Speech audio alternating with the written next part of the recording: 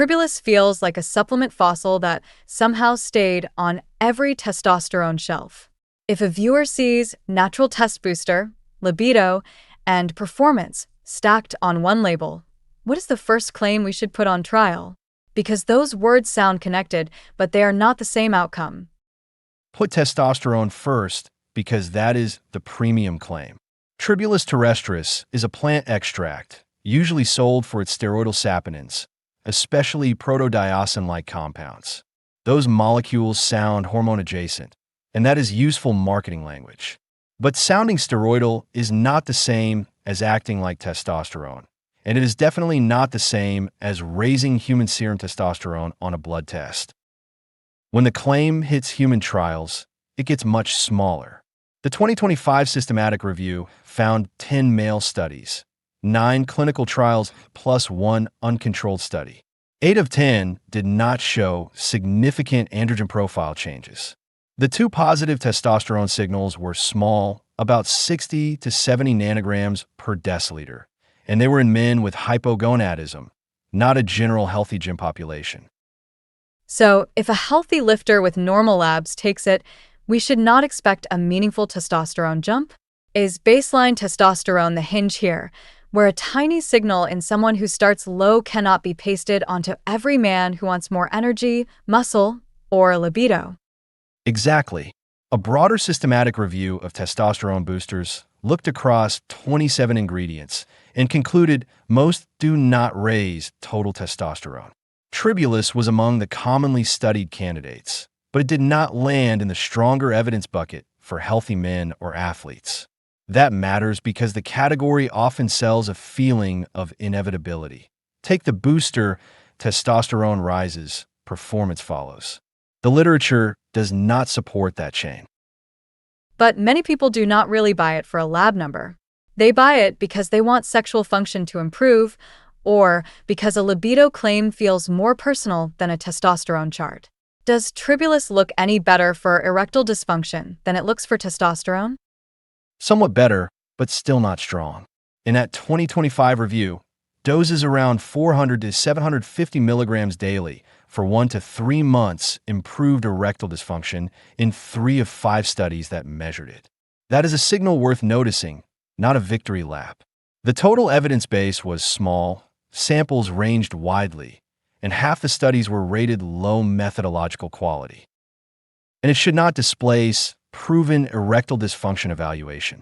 ED can reflect vascular disease, diabetes, medication effects, low testosterone, sleep apnea, or relationship factors.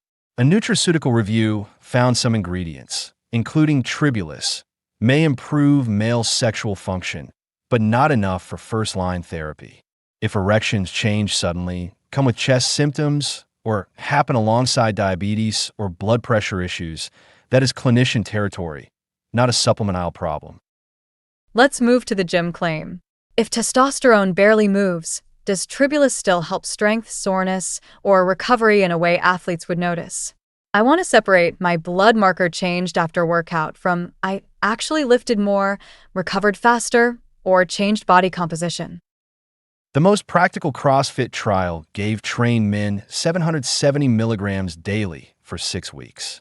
It did not meaningfully improve body composition or overall CrossFit performance. There were statistical signals for testosterone and bench press, which sound exciting in isolation. But the authors still concluded Tribulus did not enhance performance overall, so I would not translate that into a reliable strength supplement. What about the antioxidant angle?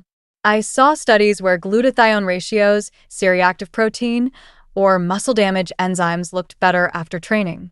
Should people hear that as better recovery, or should they hear it as interesting blood chemistry that still has to prove itself in soreness and performance? Call it interesting blood chemistry until it changes outcomes. Also, products matter. Supplements sold in stores or online can differ from products tested in studies. With herbal blends, the plant part, extract method, saponin content, dose, and contaminants can all vary. That is especially relevant for Tribulus because the proposed active compounds are not necessarily standardized the same way from bottle to bottle.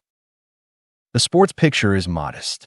A pilot aerobic exercise study found better oxidative stress responses, but no improvement in delayed onset muscle soreness, thigh girth, or knee range of motion. A trained CrossFit biomarker trial also suggested antioxidant and inflammatory marker shifts, but a systematic review in active men found no clear hormonal or muscle damage benefit and called for more studies. So the strongest honest phrase is possible marker movement, uncertain athletic meaning. If someone still wants a self-experiment, how would you make it honest? What should they measure so they do not mistake hope, a new training block, better sleep, or normal libido fluctuation for proof? And should the trial window match the human studies, instead of becoming an open-ended monthly subscription? I would keep it simple. Pick one target, use a study dose range if your clinician agrees, and predefine a stop point.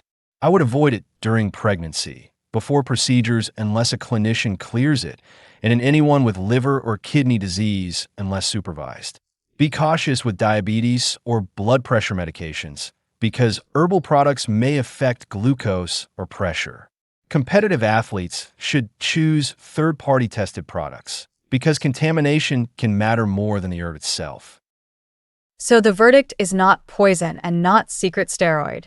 It is a low-confidence sexual function supplement, a weak testosterone booster, and maybe a biomarker shifter whose gym value is still unproven. Is that the cleanest way to retire the marketing fossil? Do not panic about it, but do not let the label outrank the trials.